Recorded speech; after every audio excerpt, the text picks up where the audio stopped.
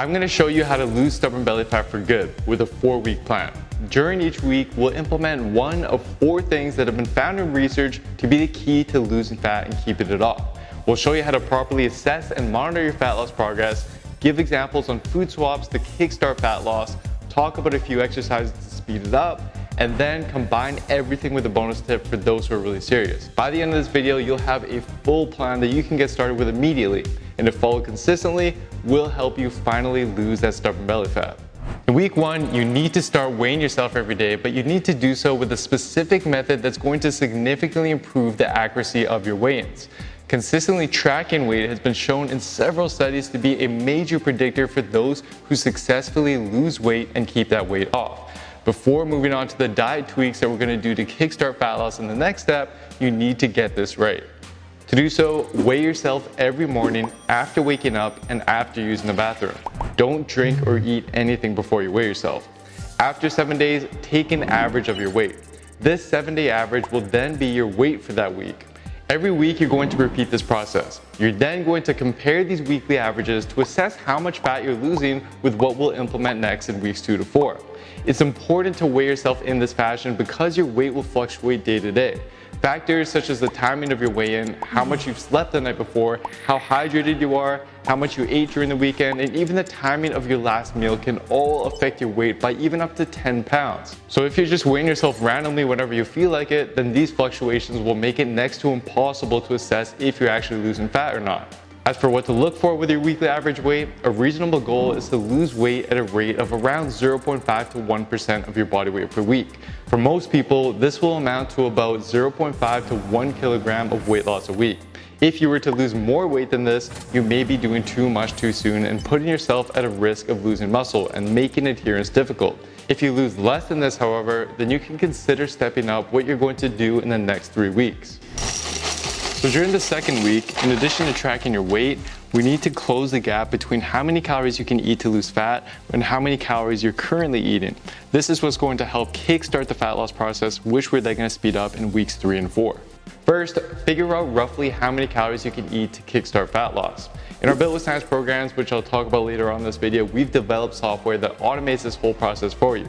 So for now, a really simple method to get you started is to take your body weight and then multiply that by either 13 or 29, depending on if you're using pounds or kilograms. Write that number down, and then what we have to do is figure out how much calories you're actually eating at.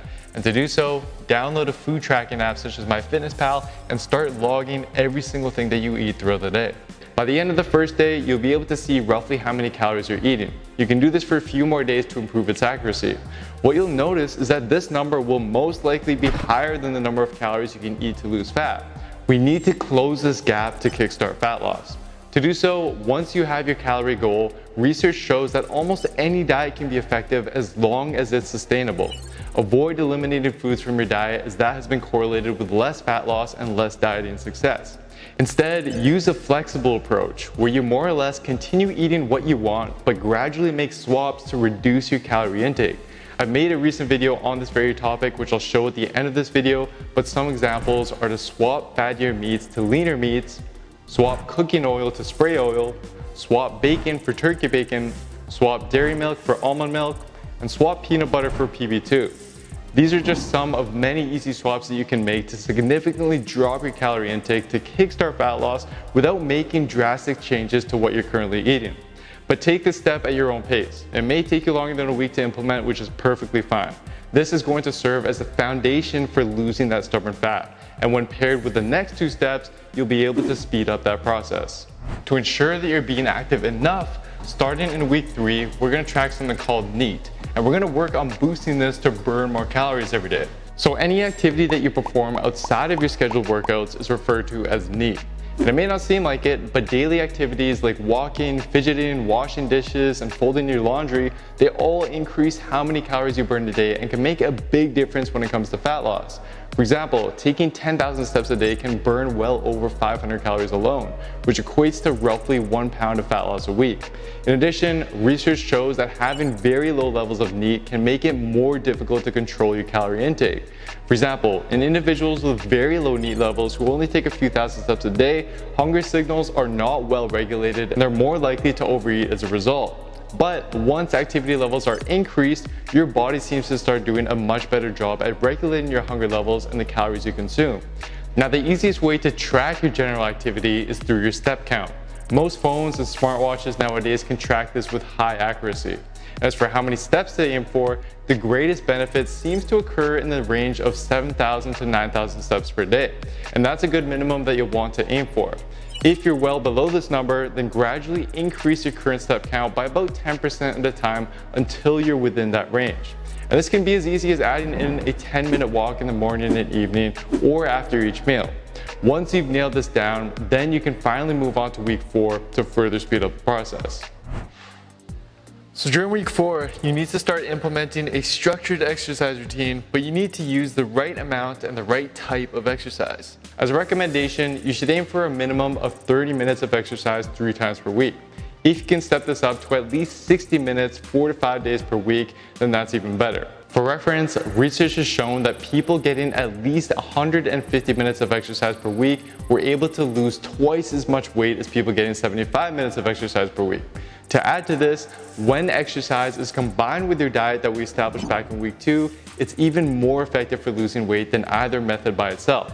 As for the type of exercise to do, while people often gravitate towards an all or nothing approach to doing either weights or cardio, a combination of both is going to get you the best fat loss results. Weight training will ensure you maintain or increase your muscle mass, while cardio is a much more efficient way to burn additional calories.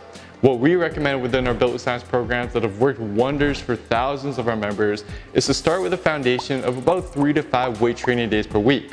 Once you're consistent with that, add in 20 to 30 minute cardio sessions to help you hit the weight loss targets that we established back in week 1. Now, for those who are eager, combining all of this with the next bonus tip can indirectly help with the results even more. So although you can't target fat loss specifically from your belly, you can grow your abs just like any other muscle by training them with weights and getting them stronger. As they grow, they can pop through your skin a little bit more and can make them more visible even if you haven't quite yet lost all the stubborn belly fat. To do this, train your abs with weighted movements regularly 2 to 3 times a week. Weighted cable crunches, weighted reverse crunches, and weighted sit-ups are all great options. I do have a video on weighted ab training specifically, which I'll link at the end of this video as well. And for those looking to take this one step further with a program that puts all of this together for you, such that you know exactly how to train and what to eat week after week to lose stubborn fat for good and build lean muscle just like thousands of our members have done, then take our free analysis quiz at builtwithscience.com to determine which of our plans will best help you transform your specific body. That's it for today. You can click somewhere here to watch some more of my videos, and I'll see you next time.